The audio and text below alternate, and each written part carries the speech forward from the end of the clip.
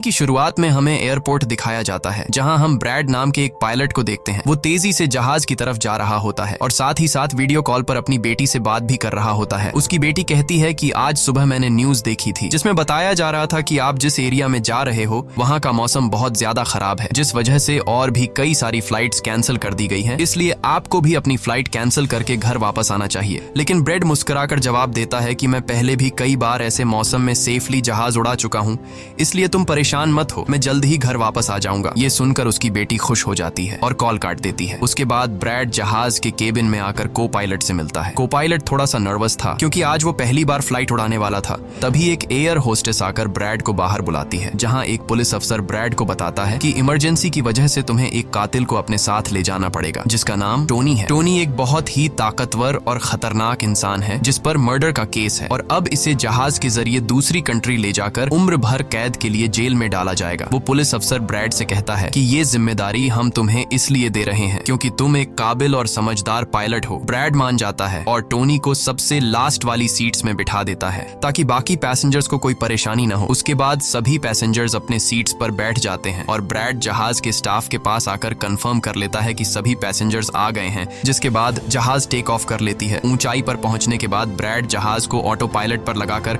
को पायलट के साथ अपनी फैमिली के बारे में बातें करने लगता है। ब्रैड को पायलट को मोबाइल में अपनी बेटी की फोटो दिखाता है और कहता है कि मैं अपनी बेटी से बहुत प्यार करता हूं और हमारा इस दुनिया में एक दूसरे के अलावा और कोई भी नहीं है। दूसरी तरफ जहाज में बैठे पैसेंजर्स सफर को एंजॉय कर रहे होते हैं, लेकिन उन्हें पता नहीं था कि कुछ देर बाद उनके साथ बहुत ही बुरा होने वाला है। केबिन में बैठे दोनों पायलट्स भी खुश थे और जहाज भी नॉर्मल तरीके से फ्लाई कर रहा था, लेकिन तभी अचानक मौसम खराब हो गया और जहाज हल्के से झटके लेने लगा, जिस वजह से ब्रैड परेशान हो जाता है क्योंकि उसे कुछ ठीक नहीं लग रहा था। वो सभी मुसाफिरों को सीट बेल्ट बांधने के लिए अनाउंस करता है और रेडियो के जरिए वो कंट्रोल टावर से बात करने की कोशिश करता है, पर उसकी बात नहीं हो पाती क्योंकि मौसम खराब होने की वजह से यहाँ के सारे रेडियोज काम करना बंद कर देते हैं। तभी अचानक बिजली का तेज झटका प्लेन से आकर लगता है, जिस वजह से प्लेन जोर जोर से झटके लेने लगता है। ब्रैड पैसेंजर्स का हाल देखने के लिए केबिन से बाहर जाता है। पैसेंजर्स को देखकर ब्रैड को थोड़ा बहुत सुकून मिल जाता है क्योंकि सभी पैसेंजर्स सेफ थे, पर यहाँ अब धीरे धीरे लाइट बंद होती जा रही थी और तभी प्लेन को कई और झटके लगते हैं, जिससे ब्रैड का सिर सामने छत से टकराकर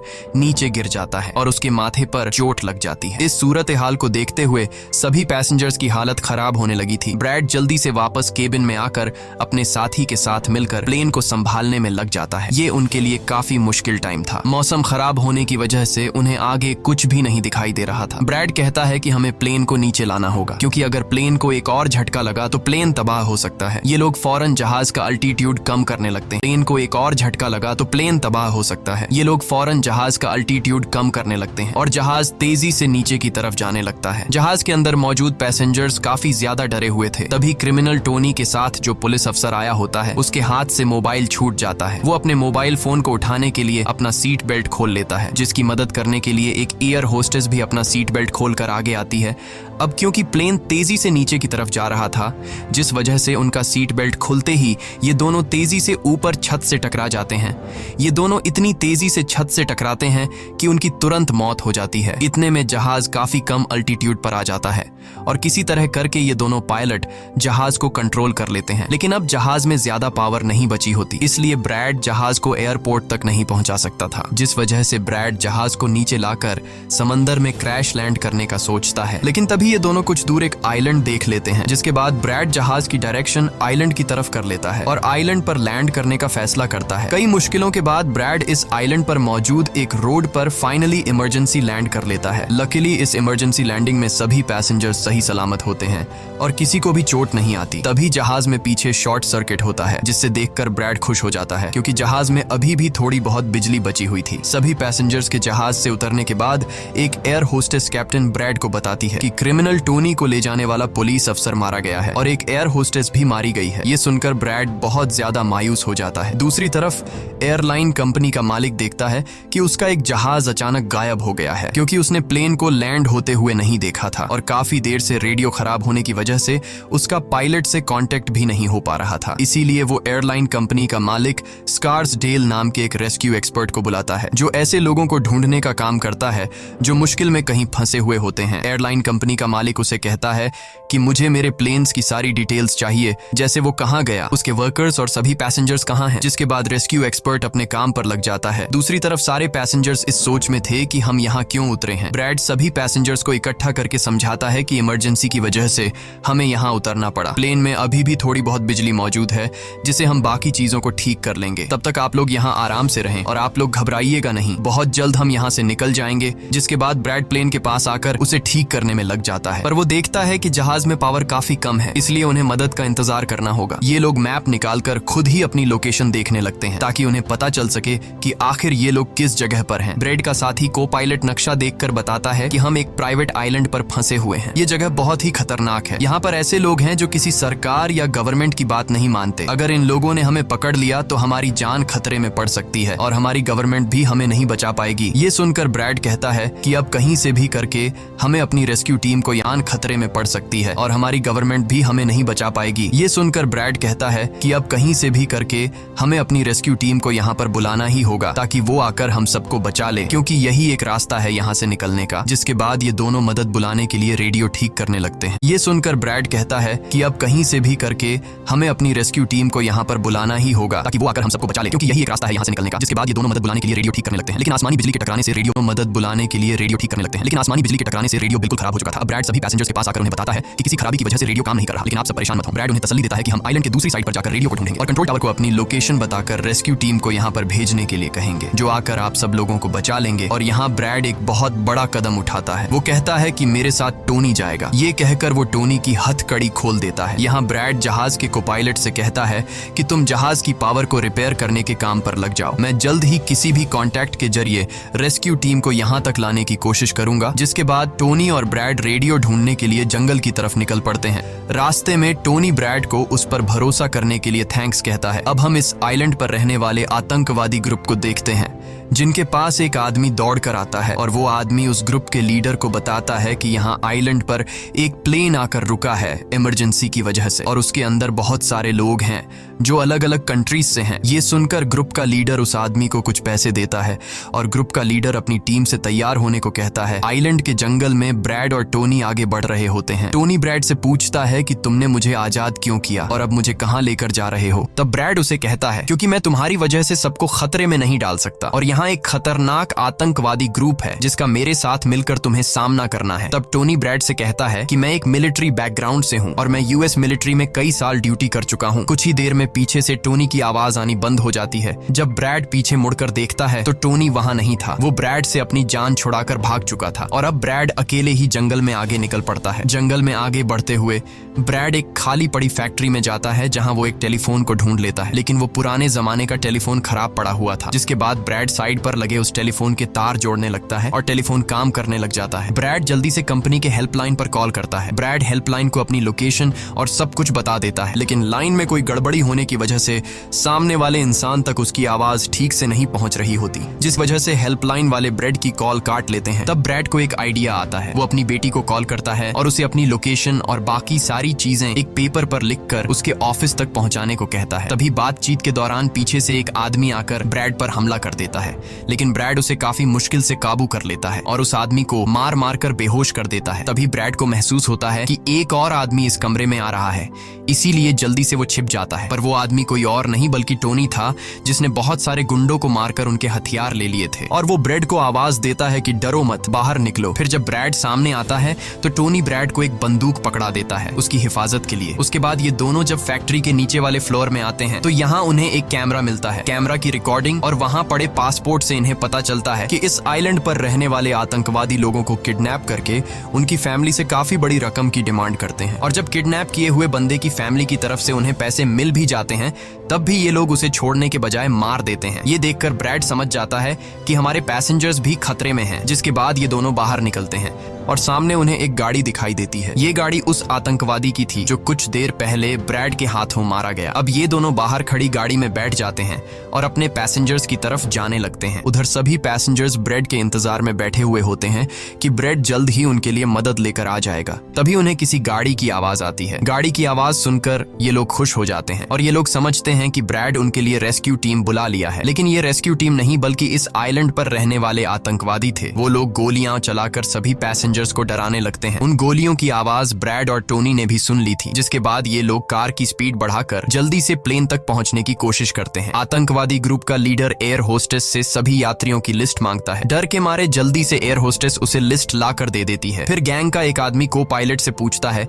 कि तुम्हारा सीनियर पायलट कहां पर है, जिस पर को पायलट बताता है कि किसी काम से वो जंगल में गया था पर अभी तक वापस नहीं आया। तभी वहां पर ब्रैड और टोनी भी पहुंच जाते हैं, लेकिन ये दोनों चुपके से दूर से इन लोगों को देख रहे होते हैं। इसी दौरान एक औरत वहां से भागने की कोशिश करती है, पर वो लोग गोली चलाकर उसे मार देते हैं। देखकर ब्रैड उनकी मदद करने के लिए जाता है, पर टोनी उसे रोक लेता है और टोनी कहता है कि तुम शांत रहो, अभी जाना ठीक नहीं। गैंग का लीडर सभी पैसेंजर्स को एक बस में बैठा लेता है और गैंग का लीडर अपने 2 साथियों को वहीं छोड़कर उनसे कहता है कि जाओ, जहाज के अंदर जो भी कीमती सामान है उसे ले आओ। जिसके बाद ये लोग सभी पैसेंजर्स को अपने अड्डे पर ले जाने लगते हैं।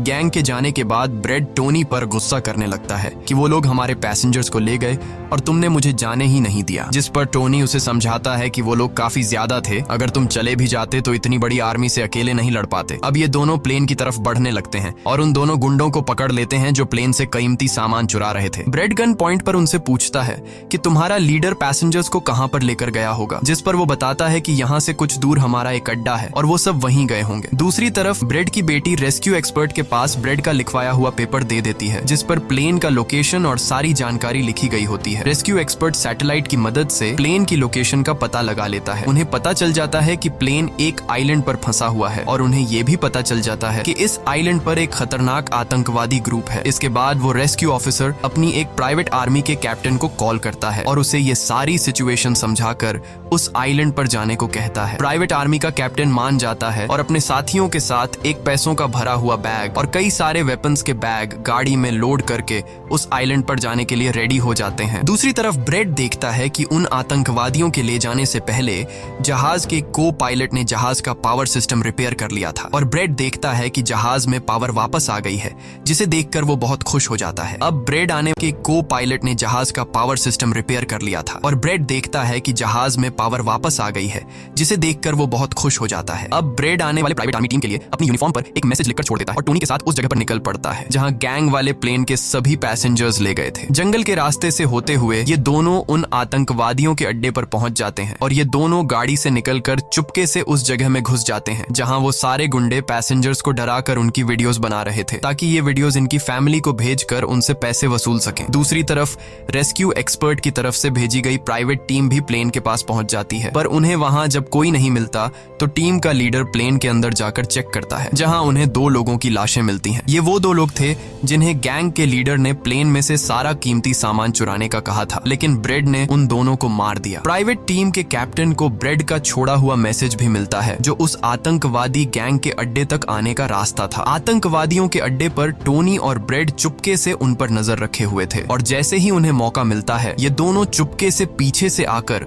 2 आतंकवादियों को मार देते हैं। फिर ये दोनों चुपके से आगे बढ़ते हैं और एक कमरे के बाहर जा पहुंचते हैं। इस कमरे के अंदर सभी पैसेंजर्स को कैद करके रखा गया था। अब ब्रेड इन लोगों को छुड़ाना तो चाहता था, पर वहां बहुत सारे गार्ड्स पहरा दे रहे थे और ब्रेड के पास दरवाजे का ताला खोलने की चाबी भी नहीं थी। इसके बाद ये दोनों एक एक करके उन गार्ड्स को मार गिराते हैं और टोनी तो हथौड़ा उठाकर कई सारे गार्ड्स को हथौड़े से मार देता है। यहाँ ब्रेड एक गार्ड से चाबी लेकर उन पैसेंजर्स को कमरे से आजाद कर देता है। वो उनसे कहता है कि जल्दी से उसी बस में बैठ जाओ जिसमें तुम सबको आतंकवादियों ने यहाँ लाया था, और वो सभी जल्दी से उस बस में जाकर बैठ जाते हैं। तभी टोनी ब्रेड के पास आकर बताता है कि यहाँ से गाड़ी के जरिए बाहर निकलने का सिर्फ एक ही रास्ता है, मगर वहाँ कई सारे गुंडे बंदूक लिए खड़े हैं जो हमें देखते ही हम पर गोलियां बरसाना शुरू कर देंगे। जब ब्रेड पैसेंजर्स की तरफ देखता है तो वो सभी बहुत ज्यादा डरे हुए होते हैं। अब यहाँ ब्रेड अपनी जान को खतरे में डालते हुए एक फैसला करता है और टोनी से कहता है कि मैं वहां पर मौजूद सभी आतंकवादियों का ध्यान भटकाऊंगा और तुम मौके का फायदा उठाते हुए सभी पैसेंजर्स को यहाँ से ले जाना। अब पहले तो टोनी ब्रेड को ऐसा करने से मना करता है। वो कहता है कि ऐसा करने से वो लोग तुम्हें मार देंगे, लेकिन ब्रेड कहता है कि इसके अलावा हमारे पास और कोई दूसरा रास्ता नहीं है। ये सुनकर टोनी मान जाता है। ब्रेड वहां से निकलकर आतंकवादियों के पास आता है। वहां ब्रेड गैंग के लीडर से बात करता है कि मैंने हेल्प के लिए इन्फॉर्म कर दिया है, जल्द ही यहाँ पर रेस्क्यू टीम आ जाएगी, इसलिए सभी पैसेंजर्स को यहाँ से जाने दो। ये सुनकर सभी गैंग वाले ब्रेड पर हंस पड़ते हैं और ब्रेड को पीटने लग जाते हैं। गैंग का हेड कहता है कि ऐसे कैसे छोड़ दूं, पैसों के बिना मैं किसी को नहीं छोड़ता। और अब जैसे ही ये लोग ब्रेड को मारने वाले होते हैं, तभी वहां पर प्राइवेट रेस्क्यू टीम पहुंचकर आतंकवादियों पर हमला कर देती है और काफी देर तक गोलीबारी करने के बाद गैंग के कई सारे लोगों को मारकर वो ब्रेड को छुड़ा लेते हैं और ब्रेड को बस में उठाकर यहाँ से निकल जाते हैं। यहाँ गैंग का लीडर देखता है कि उसके कई सारे साथियों के साथ उसका छोटा भाई भी मारा गया। ये देखकर वो बहुत ज्यादा गुस्सा हो जाता है और कसम उठाकर कहता है कि वो इन लोगों में से एक को भी नहीं छोड़ेगा और सभी को चुन चुन कर मारेगा। इसके बाद वो अपनी टीम से कहता है कि जल्दी से तैयारी कर लो, हम जल्द ही इन लोगों को मारने के लिए निकलेंगे। बस में प्राइवेट टीम का कैप्टन सभी को बताता है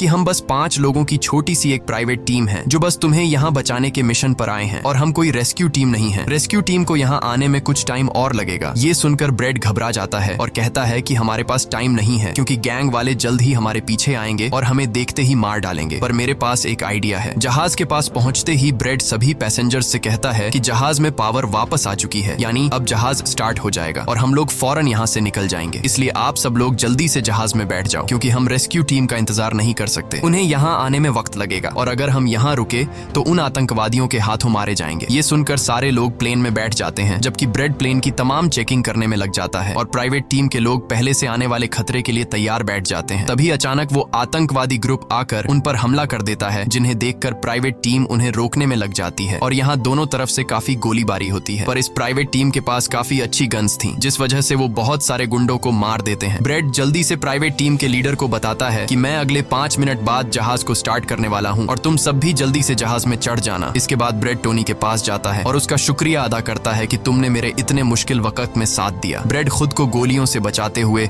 अंदर जहाज में आकर अपने केबिन में बैठ जाता है और अपने साथी को पायलट के साथ मिलकर प्लेन को स्टार्ट करने में लग जाता है। उधर टोनी के पास गोलियां खत्म हो जाती हैं और जब वो बुलेट्स ढूंढने के लिए प्राइवेट टीम का बैग चेक करता है तो उसे वहां पैसों से भरा हुआ एक बैग मिलता है। लेकिन इस वक्त टोनी पैसों को छोड़कर दूसरी बैग से गोलियां निकालकर दोबारा आतंकवादियों से लड़ने लगता है। यहाँ तब तक ब्रेड भी प्लेन को राइट साइड पर घुमा देता है। अब प्राइवेट टीम के सोल्जर्स भी एक एक करके जहाज में चढ़ने लगते हैं और टोनी उन्हें कवर फायर देता है। पावर आने की वजह से रेडियो भी काम करने लग जाता है। अब ब्रेड को प्लेन कंपनी का मालिक बताता है कि मैं तुम्हें कोई सुरक्षित जगह बता दूंगा जहां तुम जा सकते हो। अब सभी लोग जहाज में चढ़ जाते हैं पर टोनी नहीं चढ़ता। वो पैसों से भरा बैग लेकर वहां से भागने लगता है क्योंकि अगर वो इनके साथ प्लेन में वापस गया तो पुलिस वाले उसे फिर से पकड़कर जेल में डाल देंगे। गैंग का लीडर अपने साथियों को मरता हुआ देखकर गुस्से से पागल हो जाता है। वो प्लेन के सामने रॉकेट लॉन्चर लाकर उन्हें एक ही झटके में उड़ाने का सोचता है, लेकिन सही टाइम पर टोनी उसे देख लेता है। अब टोनी जल्दी से बंदूक उठाकर